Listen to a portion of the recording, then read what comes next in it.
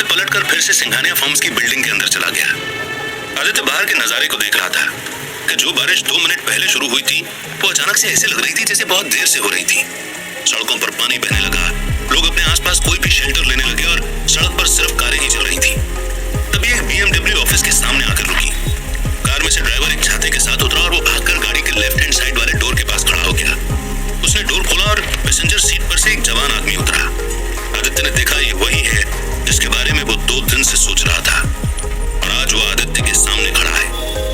नीली आंखें, घने काले बाल और चेहरे पर भारी दाढ़ी लिए अनुराग बिल्डिंग की तरफ अपने ड्राइवर के साथ आ रहा था। आदित्य का खून खौल उठा और उसके मन में अनुराग को मारने की 1000 टेक्निक्स आने लगी, लेकिन वो जिस जगह पर था उसे पता था कि एक भी काम नहीं करेगी और उसे महसूस हो रहा था कि कल रात को साधना न कर पाने के कारण उसकी शक्तियां थोड़ी और कमजोर हो गई थी। इसलिए वो चुपचाप खड़ा रहा और अनुराग को आता हुआ उसके एक्शंस पर नजर रखने लगा।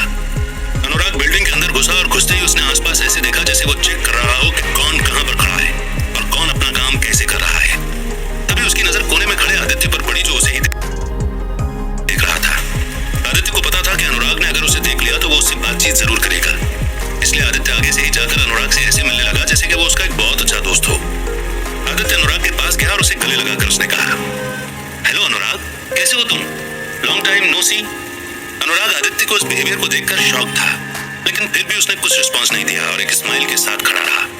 उसने पहले आदित्य को ऊपर से नीचे देखा और फिर उससे कहा, आदित्य शंकर, तुम तो बहुत बदल गए हो। मैं एक सेकंड के लिए तो पहचान ही नहीं पाया। कैसे हो तुम? मैं तो ठीक हूँ अनुराग। हाँ, वो तो दिख ही रहा है। चलो हम मेरे ऑफिस में बैठकर बात करते हैं।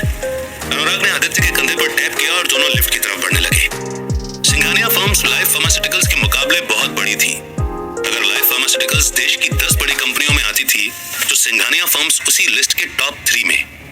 आदित्य को पिछली जिंदगी से याद था कि जब अनुराग ने लाइफ फार्मास्यूटिकल्स को बर्बाद किया था तब उसने शारदा को बहुत बड़ा लोन दिया था जिसको कंपनी कभी भी पूरा नहीं कर पाई थी और अनुराग ने उसी अमाउंट के बदले कंपनी में 50% ओनरशिप एक्वायर की थी। आदित्य अनुराग के साथ चलता गया और आसपास नजरें दौड़ाकर ऑफिस को देखने लगा। वहां का एनवायरनमेंट देखकर आदित्य को बहुत सारी पुरानी बातें ध्यान आने लगी थी। जब आदित्य यहाँ काम करता था तो 20वें फ्लोर पर अनुराग और निखिल के कैबिन के पास ही उसका पर्सनल कैबिन भी था।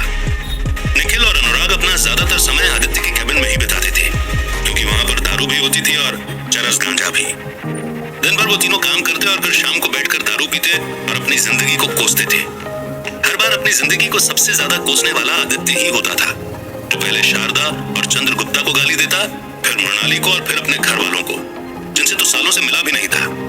आदित्य की बातें सुनकर निखिल और अनुराग उसे बहुत दिलासा देते थे और उससे कहते थे कि वो उसके भाई जैसे हैं, इसलिए वो किसी भी समय उनसे कुछ भी मांग सकता है। एक दिन ऐसे ही दिलासा देते हुए आदित्य को उनकी वजह से जेल जाना पड़ा था और आदित्य उस बात को भूलकर ऐसे आगे बढ़ गया था जैसे कुछ हुआ ही नहीं था। वहां के लोग भी आदित्य की बहुत रिस्पेक्ट करते थे और उसकी हर बात मानते थे। सिचुएशन ये थी कि अगर आदित्य किसी फीमेल एम्प्लॉय पर अपनी नजर टिका लेता तो वो फिर उसका पीछा नहीं छोड़ता था। मृणाली कभी भी आदित्य के पास नहीं आती थी और ना ही उसे हाथ लगाने देती थी, पर इसलिए उसे बहुत बार ऐसी चीजें करना पड़ता था। आज आदित्य जब अनुराग के साथ उसके कैबिन की तरफ जा रहा था तो उसे बहुत उलझन महसूस हो रही थी क्योंकि उसे यहाँ नहीं बल्कि लाइफ फार्मास्यूटिकल्स में होना चाहिए था जहां पर अमित उसका इंतजार कर रहा होगा। मृणाली भी कहीं ना कहीं उसका स्टेटस चेक कर रही होगी और सब सोच रहे होंगे कि आदित्य है कहाँ। इन्हीं बातों को सोचकर आदित्य अनुराग के साथ लिफ्ट में चढ़ा और लिफ्ट ऊपर जाने लगी। लिफ्ट के साइलेंस में आदित्य ने सोचा कि उसे कुछ बहाना देकर वहां से जल्दी निकल जाना चाहिए और उसने सोचकर कहा, अनुराग मैं कह रहा था कि अभी कुछ मत बोलो आदित्य, हम सारी बात ऑफिस के अंदर ही करेंगे। अनुराग ने बीच में ही उसे टोकते हुए कहा और आदित्य को ये बात समझ नहीं आई, लेकिन उसने कुछ नहीं कहा और चुपचाप खड़ा रहा। थोड़ी देर बाद लिफ्ट 20वें फ्लोर पर रुकी और दोनों बाहर निकलकर राइट मुड़े जहां पर अनुराग का ऑफिस था। अनुराग के कैबिन में घुसते ही एक बार फिर आदित्य के ऊपर पुरानी यादों का पहाड़ टूट पड़ा, लेकिन उसने उन बातों पर ज्यादा फोकस नहीं किया। वो आराम से चेयर पर बैठा और अनुराग सामने वाले शेल्फ के आसपास घूमने लगा। अनुराग ने फिर पलटकर आदित्य से कहा, तो बताओ आदित्य, क्या लोगे तुम? बियर, स्कॉच या फिर शैंपेन? नहीं, मैं कुछ नहीं लूंगा, थैंक यू। क्यों आदित्य, मुझसे कुछ नाराजगी है क्या? तुम मेरा कलेक्शन देखोगी? इतना कहकर अनुराग ने अपना शेल्फ खोला। उसे देखते ही आदित्य की आंखें चौड़ी हो गई। उस शेल्फ के अंदर हर वो अल्कोहल ब्रांड था जिसके बारे में आदित्य ने अपनी जिंदगी में कभी सुना था। हर वो बड़ी और महंगी स्कॉच और वो बड़ी बोतल जिसके बारे में आदित्य कभी सोच सकता था, पिछली जिंदगी में आदित्य कभी अनुराग के शेल्फ के अंदर नहीं देख पाया था। और उसे आज समझ आया था क्योंकि अनुराग अपना कलेक्शन आदित्य को नहीं दिखाना चाहता था, जो इतना बड़ा शराबी था कि एक बार में पूरी बोतल पी जाया करता था। अनुराग ने फिर आगे कहा, मेरे पास हर एक बड़ा ब्रांड है जो तुम इमेजिन कर सकते हो, बस तुम नाम बोलो और वो बोतल मैं तुम्हारे सामने खोल दूंगा। नहीं अनुराग, इसकी सच में कोई जरूरत नहीं है, आदित्य ने धीरे से कहा। भले ही अनुराग को ना पता हो, पर आदित्य कभी भी दारू नहीं पीने का फैसला 10,000 साल की जर्नी शुरू होते समय ही कर चुका था। अनुराग को लगा कि आदित्य फॉर्मेलिटी कर रहा है, इसलिए उसने किसी अच्छे ब्रांड की बोतल ढूंढना शुरू कर दी और कहा, अरे कैसे जरूरत नहीं, तुम एक स्पेशल गेस्ट हो और इस स्पेशल मोमेंट को तो सेलिब्रेट करना चाहिए। इतना कहकर अनुराग झुका और उसने शेल्फ में से एक ऑरेंज स्कॉच की बोतल और 2 ग्लास निकालकर टेबल पर रख दिए। अनुराग ने फिर आगे कहा, द मैकलॉन, एक स्पेशल ब्रांड का स्पेशल स्कॉच इंपोर्टेड है, इसे पियो और एंजॉय करो। इतना कहकर अनुराग ने बोतल रखी और स्कॉच ग्लास में पोर कर दी।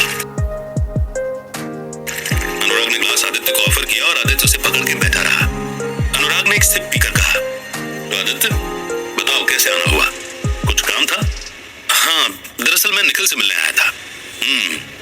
निखिल से ना, मुझे बताया था उसने, कुछ लाइट से रिलेटेड है ना? ये बात सुनकर आदित्य के होश उड़ गए, क्योंकि लाइट से अनुराग का मतलब लाइटनिंग अटैकर से ही था। इसका मतलब यही था कि अनुराग भी परसों रात की प्लानिंग में इन्वॉल्व था, लेकिन फिर भी आदित्य चुप रहा। अनुराग ने फिर आगे कहा, देखो मुझे पता है परसों रात को जो हुआ, I am sorry for Nikhil's behaviour. मैंने उसे समझाया था कि वो इतनी जल्दी ऐसा नहीं करे, लेकिन फिर भी वो नहीं माना। आई होप कि तुम ठीक होगी, हो सके तो अगली बार पब्लिक प्लेस में निखिल या मेरी बेइज्जती करने की पहले ढंग से कॉन्सिक्वेंसेस के बारे में सोच लेना। अनुराग इतना कहकर आदित्य को घूरने लगा। आदित्य की आंखों में अब अंगारे चल रहे थे, उसका खून अंदर से खौल उठा और उसकी रगों में दौड़कर उबलने लगा था। उसने अपने हाथ में रखे स्कॉच के ग्लास को इतनी जोर से दबाया कि वो टूट गया और कांच के टुकड़े आदित्य के हाथ में घुस गए।